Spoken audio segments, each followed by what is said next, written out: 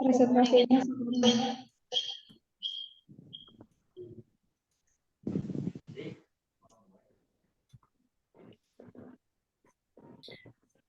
Halo, apa nih? Halo, halo, halo. Presentasi.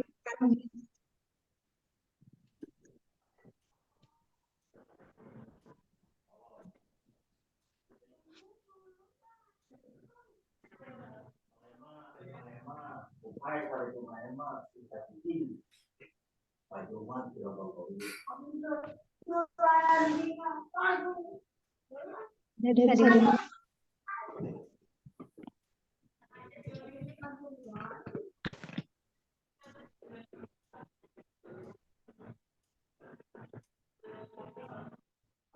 Halo.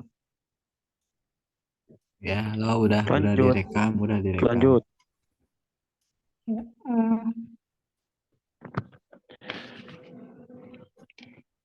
baik, Assalamualaikum warahmatullahi wabarakatuh. Waalaikumsalam warahmatullahi wabarakatuh. Waalaikumsalam warahmatullahi wabarakatuh. Selamat malam semua. Sebelumnya, mohon maaf ya mengganggu waktu istirahatnya. Dikarenakan tadi ada kendala, tadi udah presentasi tapi hasilnya tidak ada suaranya. Jadi untuk presentasi kita ulang. Perkenalkan, kami dari kelompok 4, terdiri dari 4 orang. Yang pertama ada Siti Aisyah, yang kedua ada Adinda Sapitri, Fahmi, dan yang terakhir Siti Nuryani. Tetapi untuk presentasi hari ini itu hanya ada 2 orang, yaitu saya dan Fahmi. Dikarenakan Adinda sedang berhalangan dan 1 orang lagi tidak ada kabar. Baik,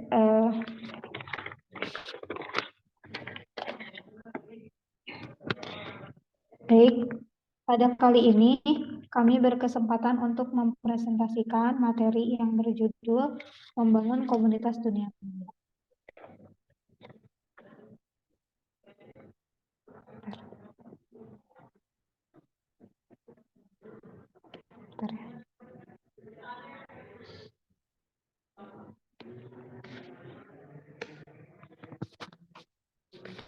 Saat ini, perkembangan media komunikasi telah membawa banyak pembaruan yang memudahkan masyarakat untuk berkomunikasi, baik antar individu maupun kelompok, yang pada akhirnya kemajuan teknologi ini merubah cara berinteraksi dengan dunia. Nah, dunia online ini merupakan rumah baru kita. Banyak atau bahkan sebagian kegiatan kita sekarang ini terjadi secara online. Misalnya, sekarang kita melakukan kelas online, belajar online, belanja online, beli makan online, booking tiket online, hingga sebuah komunitas melakukan konferensi pun secara online. Artinya, saat ini lebih banyak kegiatan, baik itu pendidikan maupun bisnis, yang dilakukan dalam platform online. Dan inilah yang disebut dengan cyberspace. Nah, lalu apa sih sebenarnya cyberspace itu? Cyberspace atau yang biasa kita sebut dunia maya merupakan sebuah elektronik dalam jaringan komputer yang digunakan untuk keperluan komunikasi satu arah maupun timbal balik secara online. Contohnya tuh seperti yang tadi di awal ya, ketika ada seorang siswa yang menghadiri kelas online, maka dia dalam cyberspace. Atau sebuah komunitas yang melakukan rapat secara online, dia juga dalam cyberspace. Atau mungkin pengusaha yang ingin mentransfer atau menerima dana, ia juga berada dalam cyberspace jika dilakukan melalui internet bank. Dan juga pada saat ini ya, di bulan Ramadan, pasti banyak orang-orang yang melakukan belanjanya melalui media online. Nah, istilah cyberspace pertama muncul oleh William Gibson, seorang novelis fiksi ilmiah, dengan mengenalkan istilah cyberspace dalam bukunya yang berjudul Neuromancer pada tahun 1984 dan di tahun 1986 Count Zero dan menulis Soul of Overdrive pada tahun 1988 tahun 1988. Awalnya, cyberspace ini atau dunia maya berasal dari fantasi manusia tentang realitas dunia yang lebih maju.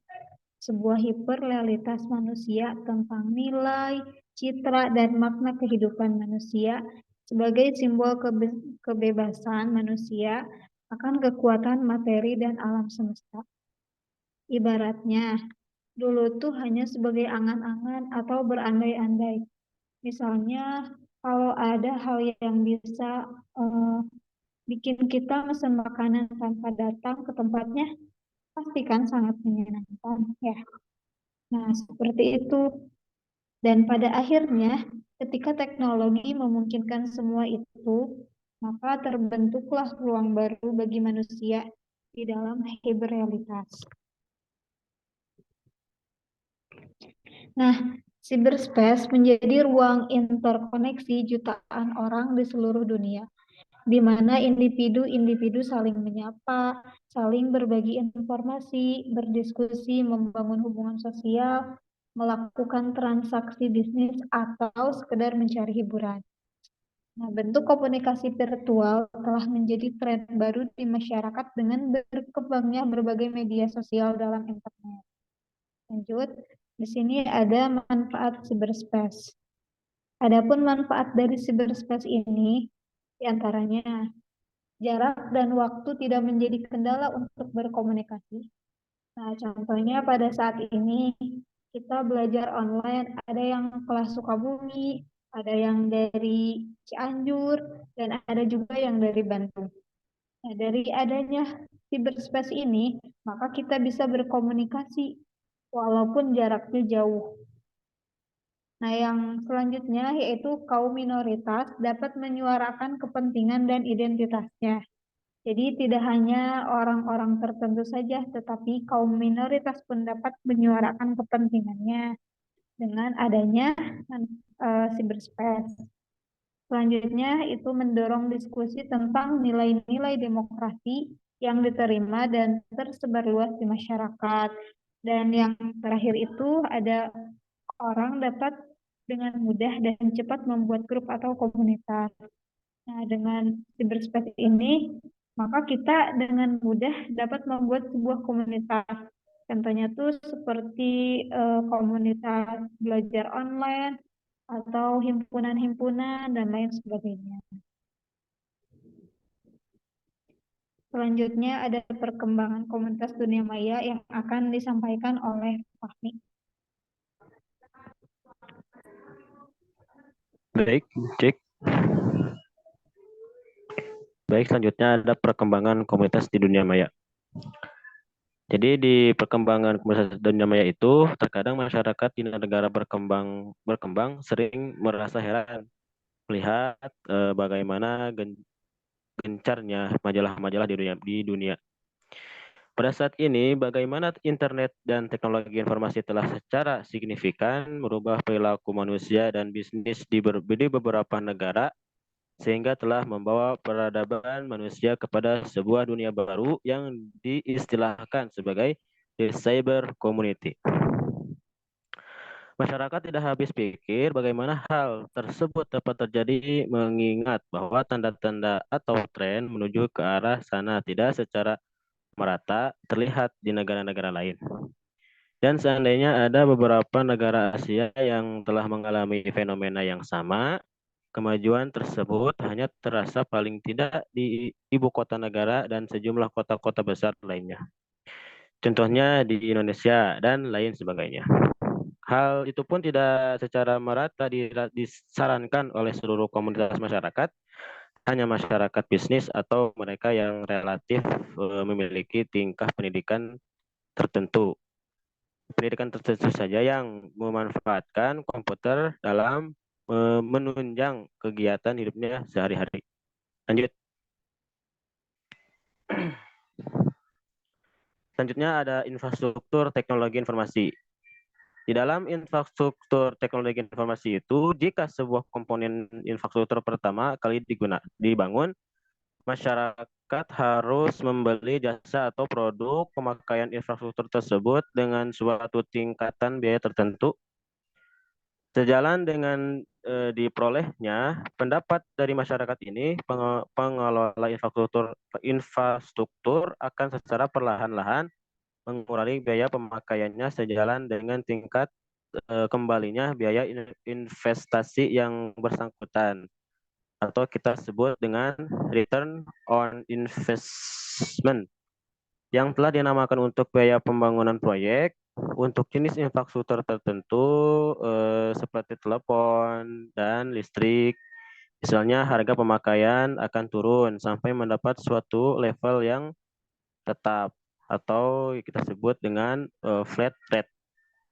Sementara untuk beberapa jenis infrastruktur lainnya seperti jalan dan air minum, penurunan biaya dilakukan sedemikian rupa hingga pada suatu tingkatan di mana masyarakat dapat mengonsumsinya secara gratis.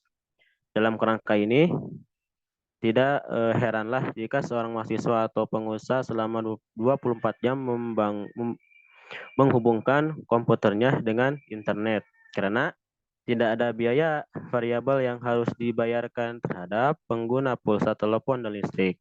Bahkan bagi mereka yang bekerja pada institusi tertentu atau kita sebut dengan swasta dan pemerintah atau sedang mengenyam pendidikan tertentu, sambungan internet diberikan secara gratis sebagai fasilitas penunjang aktivitas sehari-hari. Dengan kata lain, akses kedua maya atau cyberspace dapat dilakukan dengan mudah dan murah dan cepat. Lanjut.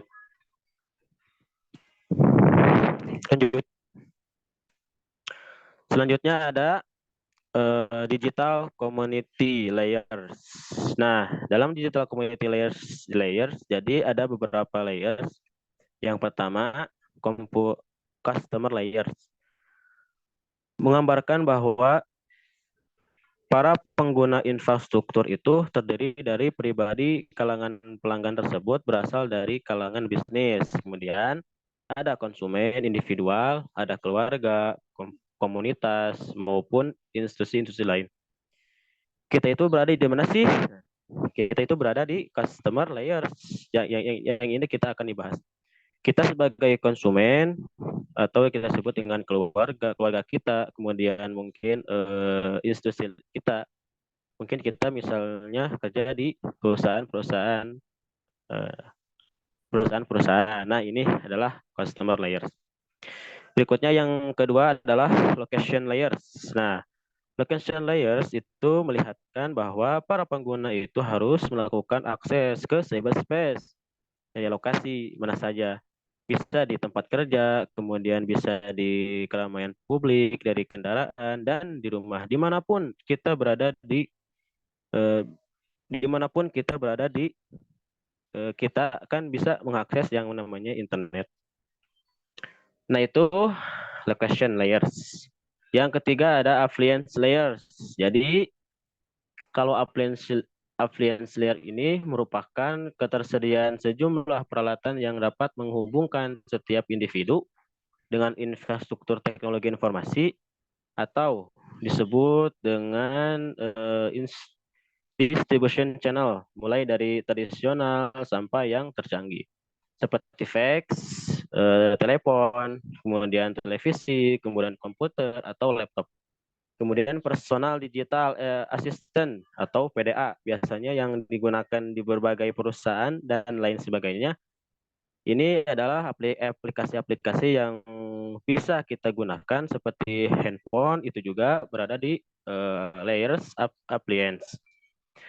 Yang terakhir yaitu integration management layers yang merupakan inti dari jaringan infrastruktur teknologi informasi, melihatkan infrastruktur teknologi informasi melihatkan bahwa terlepas dari berbagai jenis merek dan spesifikasi komponen-komponen yang ada itu harus diimplementasikan sesuai sistem pengelolaan harus diimplementasikan sesuai sistem pengelolaan yang dapat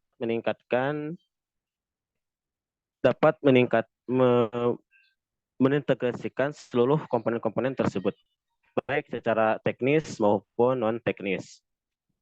Nah, terlihat kerangka tersebut bahwa saat ini IT atau Internet Protokol itu merupakan secara salah satu yang telah dipersetujui bersama untuk menggunakan sebagai standar komunikasi internasional. Itu kan bisa sering pakai internet ya untuk mungkin membangun komunikasi di dunia maya atau komunikasi mengakses informasi untuk mengkomunikasi rekan kerja, teman, dan sebagainya.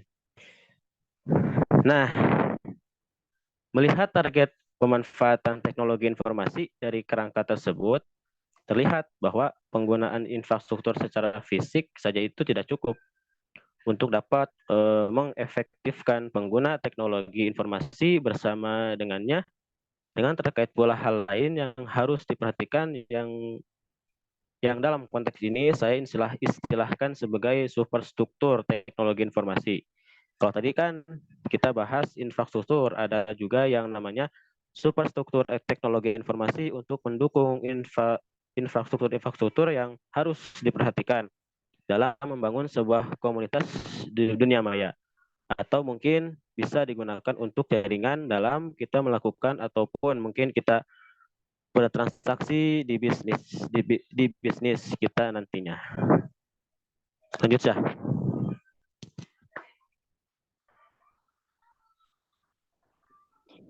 Baik, selanjutnya itu ada tahapan pengembangan. Tahapan pengembangan itu ada 3. Ada koneksitas, komunikasi, dan juga komunitas. Pada tahap pertama yaitu koneksitas. Sasarannya itu adalah pembentukan jaringan. Jadi pembentukan jaringan itu dapat menghubungkan setiap individu dan komunitas yang ada. Jadi kita tuh bisa bergabung di komunitas-komunitas yang ada, mungkin sosial media atau komunitas lainnya. Itu kita bisa bangun di dunia maya. Nah, kemudian untuk komunikasi. Nah, pengembangan ini di komunikasi itu ya pembangunan mekanisme pertukaran data dan informasi. Jadi difokuskan pada pengembangan mekanisme pertukaran data dan informasi yang digunakan sebagai basis dalam melakukan transaksi komersial. Nah, yang selanjutnya, yang terakhir itu yaitu komunitas. Komunitas ini fokus pada pengembangan komunitas. Nah, setelah koneksitas dan komunikasi antar subjek-subjek dan juga objek pada cyber community itu telah dibangun, maka tahap terakhir itu adalah pembangunan komunitas itu sendiri. Nah, dari komunitas ini mungkin kita dapat bertukar komunikasi. Nah, itu adalah bahasan tentang komunitas dunia maya. Baik, sekian penjelasan dari kami mengenai dunia maya. Selanjutnya, apakah ada yang mau bertanya? Dari saya cukup, Aisyah. Yang lain?